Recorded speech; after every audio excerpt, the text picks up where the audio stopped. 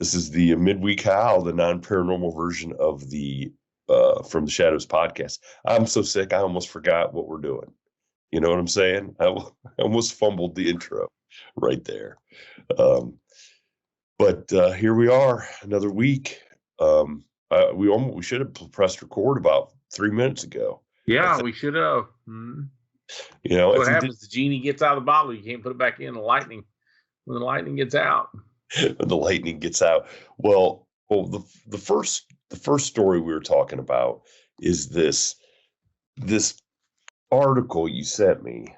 2 California brothers plead guilty to defrauding the USPS out of $2.3 million by saying their 22,300 parcels weren't delivered, as they claimed $100 in insurance money each time. And that's because of on priority or something, the $100. So I believe, I don't believe you pay extra for the insurance. They give you $100 of insurance. So these guys set up 15 or 20 fake or different P.O. boxes between 2 post offices, and over the course of, what we figure it was, 2.5 years, sent 20 some packages a day. Yeah. Well, they had to make 20 some claims a day, 25.6 claims or whatever I added up. Yeah, it's 25 point. So not only did they have to continually send these packages, then they had to go file these claims, and many of these claims they had to then follow up with fake receipts, fake pictures of merchandise that was never in the boxes, that never existed. And it just kept going and going and going. It was like that thing. Isn't there a story where the guy took, if he took a quarter out of the drawer every night, no one would ever miss it. But over the course of 30 years, it would be, however many tens of thousands of dollars, something like that, where, the accountants skimming off the top. If they just I take a little bit every day, nobody notices. Years ago, now this is back 20 years ago, 22, 3, 4 years ago. Let me get my years right. There was, I knew a guy that sold these credit card processors, right? Oh, yeah. Okay. You know what I'm talking about? I absolutely do know what you're talking about. Okay. Yes. So me and him got to talking about something. He mentioned having Secret Service guys in his office. And I said, do what? And he said, well, these Secret Service guys come in there. And I don't remember what the scam was, right? But basically, they would somehow run a fraudulent charge. They had these lists of fraudulent credit card numbers, and they would run these with their terminal. They would run all these charges, and I don't remember how much it was, right? There weren't very much. Essentially, when they went to his office because there was one charge that broke 150. So something got on the radar. And they went to this dude, and they're cops, so they don't know shit about credit card processing. And he's trying to explain to them how they get away with doing this. And maybe they marked it as pending and then wiped it out. But the bottom line is there was an outfit that had stole less than $10. I guess they have the software that is embedded that knows how much you spend, your spending habits. Remember when that first came into play? Yeah. So they had all these high-value credit card numbers where people's average charge was like $75 or more, $100 or more, whatever it was at the time, and they were doing charges like $3, $4, $5. So it would never. So people wouldn't even. They don't even look. They don't even look. And these Secret Service guys tell him as he shows them on this thing how it's doing. Dude, it's not even worth it. But then they expanded to the macro, and they're doing it to 100,000 people a day, getting $5, getting a couple bucks. Yeah, you know what I mean. And maybe it was less than $1. I don't remember what it was, but it was non-existent. You know what I mean? They didn't even care about it until he had to show them where that terminal was doing, a couple 100,000 of them a day, which means they were getting $400,000 or $500,000 a day, and had been doing it for several years. And then when somebody in their merchant code, when somebody disputed it, they would go ahead and refund that guy the money because he's the one guy that looked at his card. Yeah, that was like, what's this $5 for? I didn't. Right. You'd dispute it, and they'd say, oh, you're right. Wow, that's a great business model. No overhead, very little overhead. It's kind of like the U.S. taxpayer getting their taxes raised here a little bit at a time, right? Yeah, sort of. Yeah, raising the price of anything, a penny a week, right? It doesn't seem like much. Doesn't seem like much, but then the next thing you know, you're paying $9 for a Big Mac, right? That's why I don't eat Big Macs anymore. we got in the discussion at dinner the other night of how the prices of things have gone up here in the last couple of years, okay? And that us older generation really recognize how much, we remember the time where you could go into McDonald's and buy a coffee for 35 cents. Now it's $2.35. Sure. But the generation now, these younger kids, well, they're already starting at $2.35. Mm-hmm. So when are they going to feel it? Like, at what point is it going to have to get $6, $7, $8 before they're like, oh man, I remember when coffee was $2.35. It's going to be a bigger leap. They're going to be able to get away with this younger generation because they're already accustomed to paying ridiculously high prices for everything. At least that's what the conclusion we came to. Now, nobody sitting at the table was a professor in economics. I mean, I'm one of the people damaging these guys' packages, so they're able to make $100 claim. You know what I'm saying? What do I know about the economy? But I can see. I can't believe they could do that. Those guys with two different post offices, because at some point, you would. I mean, even as dysfunctional as we are at the post office, you'd say, "Hey, wait a second, that guy comes in here every day." Well, we have people that mail more than that every day. That are just like eBay people. You wouldn't believe it. It's 50 packages a day, or some of them are even more than that. And but I would think at some point you would get a report that would say, "Hey, look, these guys are out of your, even if you had 15 different post office boxes, that's still one a day for that post office box. Each one of those post office box filing a claim. It's crazy. It's crazy. You'd have to be able to see that sooner than later. Who knows? I have no idea. All I know is I'm just looking forward to going back to work tomorrow after having President's Day off. Well, are you going to go to the doctor and get this sickness taken care of? We've already lost one member of the show, right? Hey, look, So if you die, I will probably never do this podcast again. I'm just telling you right now. So, boy, that's a lot of pressure. Now, what you just laid on me is now some of these super fans are going to be like, look, dude, you're okay. We don't really care about you, but we care about the Howler. So you're going to have to take care of yourself so we can keep listening to the Howler. I don't know. I'm gonna have to do something. I thought I was over being sick, and then it came right back, and it was pretty bad the last couple days. The worst part is I can't get any sleep, and I'm up at 2 a.m, up at 4 a.m, and just it's not much fun. But no, I'm gonna give it till see how tonight is, and then I may just go straight from the working tomorrow right to the doctor's office. So, well, my wife tested positive for influenza A and B last week. Really? Well, Christy had one of those influenzas, B, I think, and a couple weeks ago. So what did they give her? They give her something. I don't know what it's called. It just takes care of it right away, huh? I don't know about right away. She sat around for another 5 days, but see, that's the thing is I'm just naturally, 5 days seems like about how long it should take to run its course, and I hate unless I just told you, I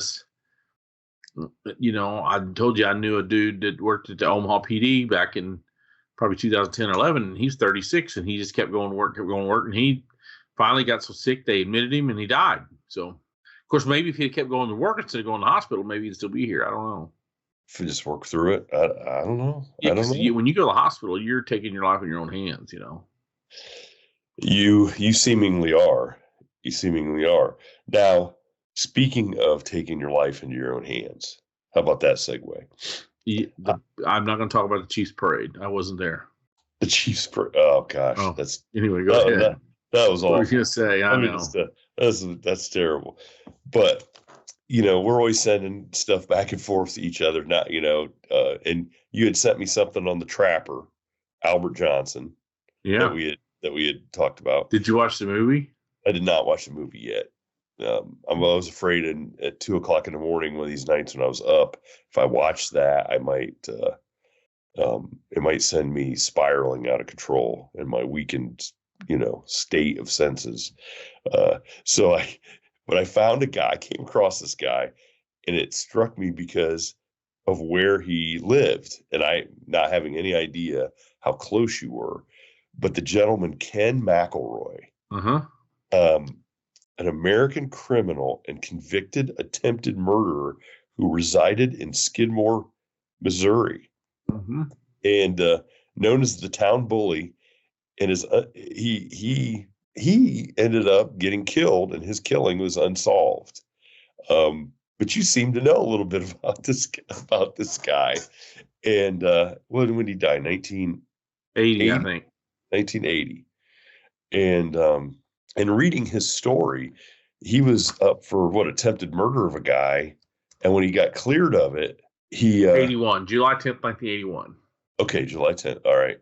And he attempted, was brought up on a statutory rape and attempted murder charge. Well, he gets cleared of it and then goes out and immediately starts harassing the guy that he got cleared of trying to kill. Yeah, because I'm reading, he appeared in a local bar, the D Tavern, armed with an M1 Grand rifle and a bayonet, and threatened the guy that had him arrested for some other stuff, right? Yeah. He threatened the guy he had already shot once. He was convicted of shooting this guy, and then when he gets out or gets free, or he was free on appeal, he goes to confront the dude, this old man. He shot a 70-year-old dude, that owned the grocery store. So, I mean, there's about 3 strikes against you already. You're shooting a dude that's freaking 70 years old. Come on, dude. And he's the local town grocer. So, I mean, dude, remember back before all these recent riots and shit, towns protected their groceries because they didn't want to drive in 20 miles to town to get to, you know what I mean? So everybody's going to hate you because you're shooting a freaking grocery guy. You think I want to drive to St. Joe or Maryville to go grocery shopping? So the next day he got shot in his pickup as he sat out inside the bar. And it's between 30 and 46 witnesses. It's in broad daylight is the book. I read the book. It was kind of entertaining. There's some things I just don't understand how he got away with it so long, I guess is my thought process. We were just a kinder, gentler time, maybe. Because there's a chapter in the book where he supposedly pulled a gun on a Missouri State Trooper and threatened him and said all this stuff. And everybody I worked with would have killed him. If not right then, as soon as they got away, they would found him and killed him. Does that make sense? Yeah, exactly. In the 80s, I can't imagine the police people being so weak because when you read the book, it talks about the sheriff scared of him and this guy's scared of him and that guy's scared of him. Come on. Yeah, it's one of those stories that if you'd have watched it in a movie, you'd be like, there's no way this happened. But the rumor is, I think the book goes down there was between 30 and 46 witnesses. They killed him and left him lay in front of the bar. They didn't even call the cops. Wow. The 2 people that supposedly hit him, one of them had either a 30-30 or a 30 carbine, and the other one, I don't remember, some kind of 22. I think there were 4 or 5 shooters, but only 2 of them really killed him. The rest of them just shot the truck up. And I think it was in the book I read where they went to a farm and up here it's big farm country, kind of like where you're at, big. I mean, now the farms are even gigantic. I got a buddy of mine's extended family probably farms 10,000 acres up there. And the book says somebody's grandpa, one of the shooters' dads or grandpas, took the rifles, had already found out, word of mouth got around or whatever. And he took the rifles and they took them out of stocks, burnt the wood stocks, cut the barrels with a torch in a machine shed lengthwise. So not in circles, but lengthwise, you know what I mean? and then cut them in circles, and then took all the barrel pieces and dumped them in a well.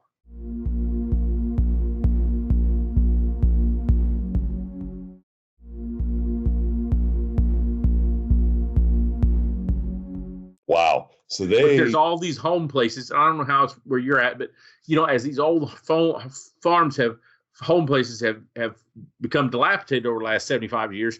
Somebody buys all the farm ground and tears the house down. You know what I'm talking about? How that works. But there's there's like hundreds of wells that could have went down. But the same sheriff and the cops that he supposedly threatened were the ones that investigated it, and they say we can't tell who did it. Well, I mean, you saw that coming from a while away, didn't you?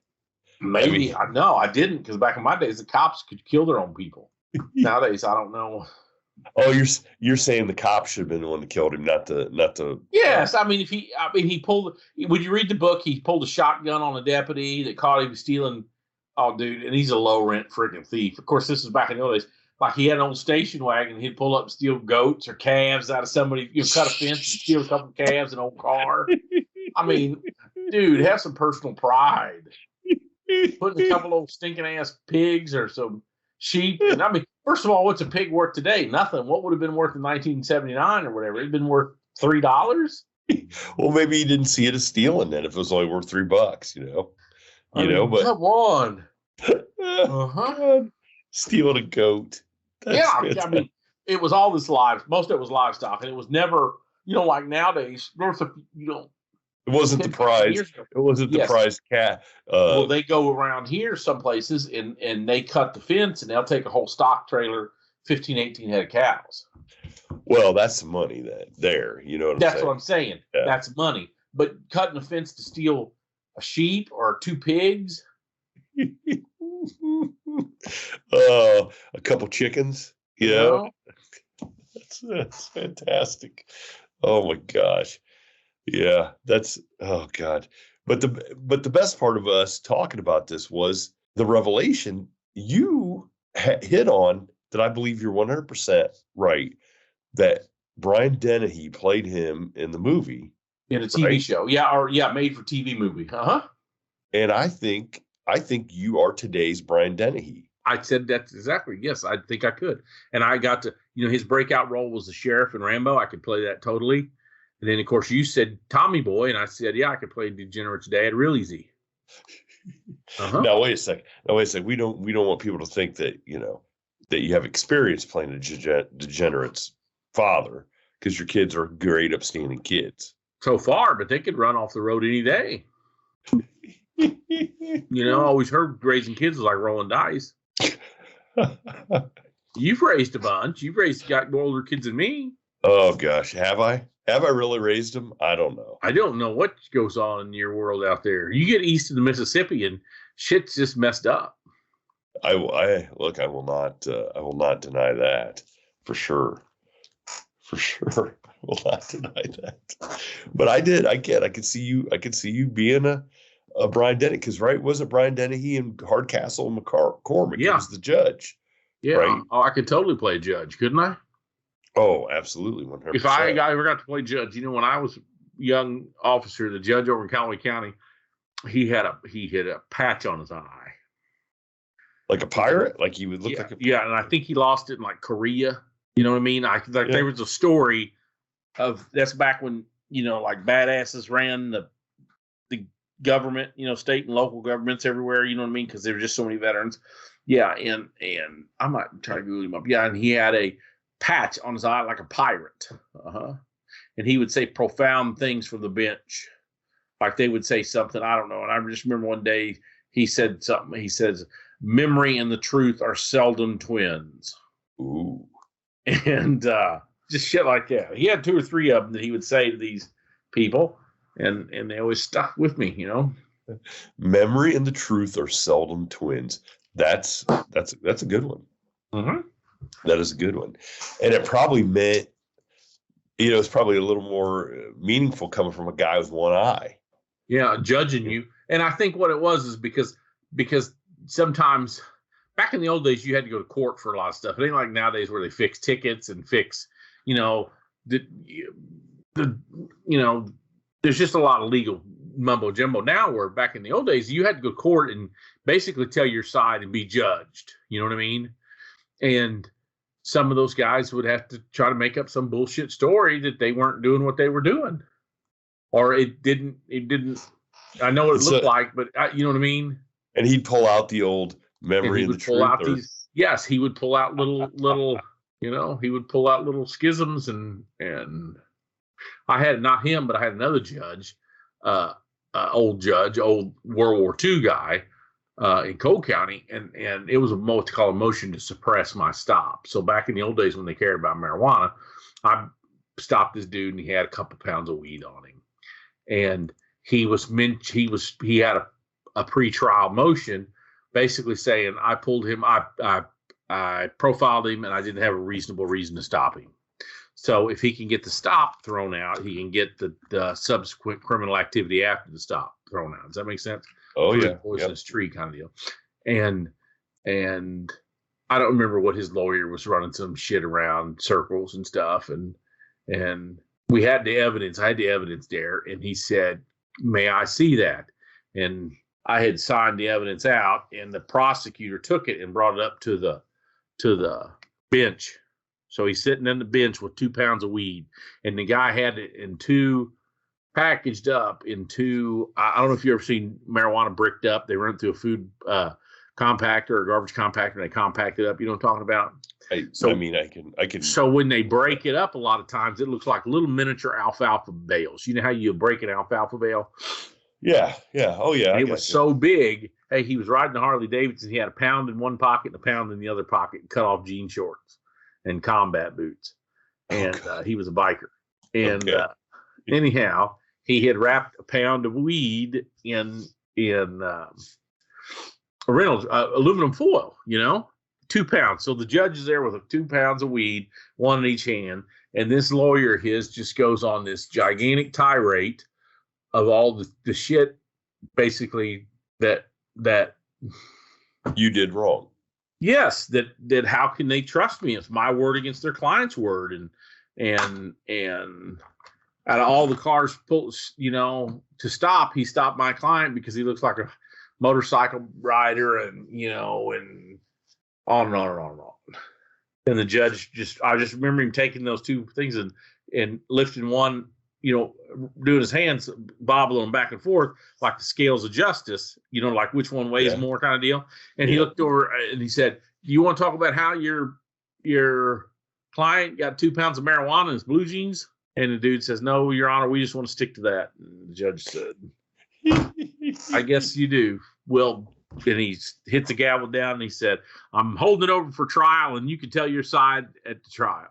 Or you can tell me a story at the trial or something." That was the day. I know I've told you about it was the day that the poor inmate was getting sued by the state for his money from the shoe shop and all that shit.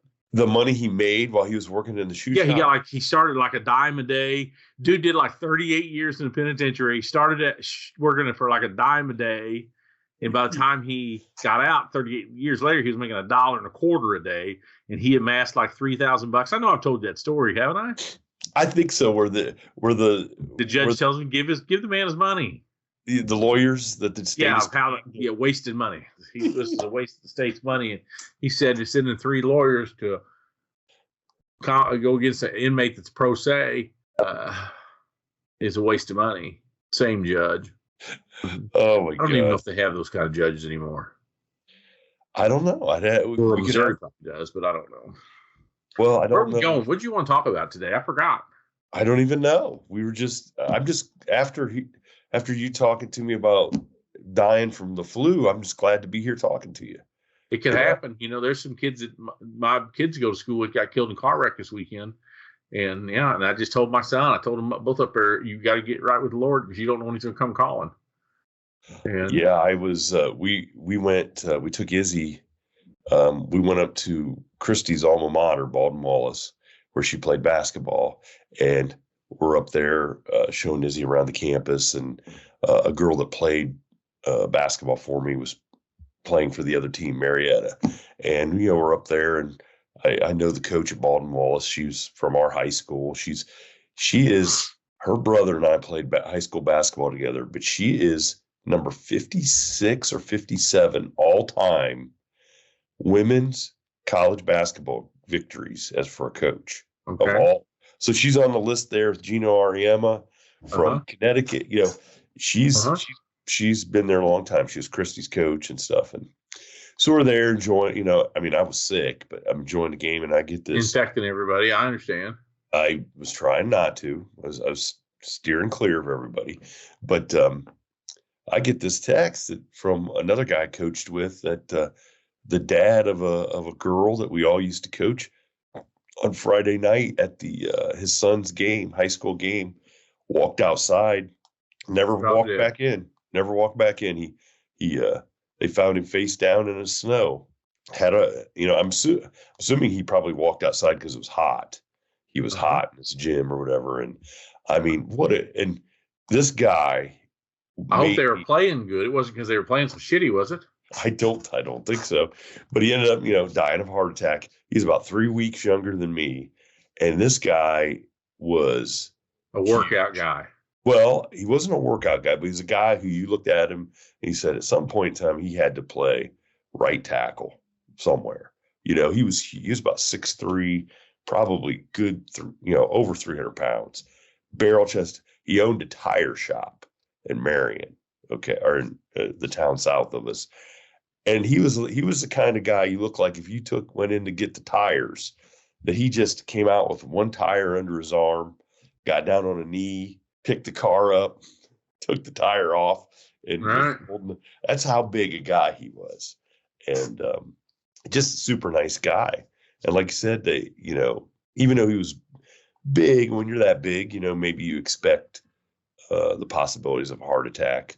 Yeah, I'm worried about it right now. Yeah.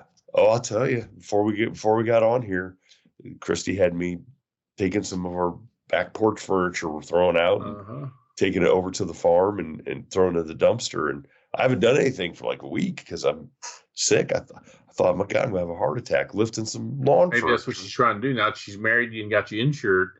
Boom. Oh boy, is it? Well, thank God we don't have an old eye patch wearing judge in the county that figure out what she's up to. Well, you know, I don't know if the judges even care anymore, do they? No, I don't know. All I know is our judge. Yeah, that's what I almost said something and I didn't, you know, by saying it could be an inside job. You know what I mean? The judge. Our judge is putting her up. Say, hey, look, give me 10%. Look, yeah. Well, I was thinking 60-40 or 50-50 or something. You know what I mean? That's what I was thinking. But this will be their version of the guys ripping off the post office. Maybe. Yeah. Well, 2.3 million is a lot better than whatever postal thing you're going to get. Maybe. Maybe. I don't know. You know, I watched it. Have you seen the Oppenheimer movie? I have not watched it yet. Dude, there's a part in the very beginning where he's in a lab scenario at like Princeton or Cambridge, one of these. And the dude that's teaching the class is kind of ragging on him about something, and they take a break. I guess, you know, some of these people like Oppenheimer, they're so smart, it's hard for people to understand the track their mind's going down. Does that make sense? Yeah. Because these dudes were doing crazy theoretical physics and shit, right? Yeah. And this teacher essentially belittles him and then has the whole class break and tells Oppenheimer that he's got to stick back and redo something. And he walks, there's an apple on the dude's desk. Now you got to think this is the 20s or 30s, right? He walks over and opens a cabinet up, takes out a damn bottle of potassium cyanide, walks over and spikes a fucking apple. On the teacher? Yes. And then but in the middle of the night, he woke up. He basically starts it the next morning running back in there to get the apple right before this other guy, a visiting professor, was about to take a bite of it, and he grabbed it out of his hand and said, "That's got a wormhole in it." But yeah, he was Oppenheimer, you know, killing 300,000 Japs wasn't nothing. He started to kill college professor too. Thank you for tuning in to this week's episode of the From the Shadows podcast. Until next time, never shy away from the darkness or what may be lurking in the shadows. We are out.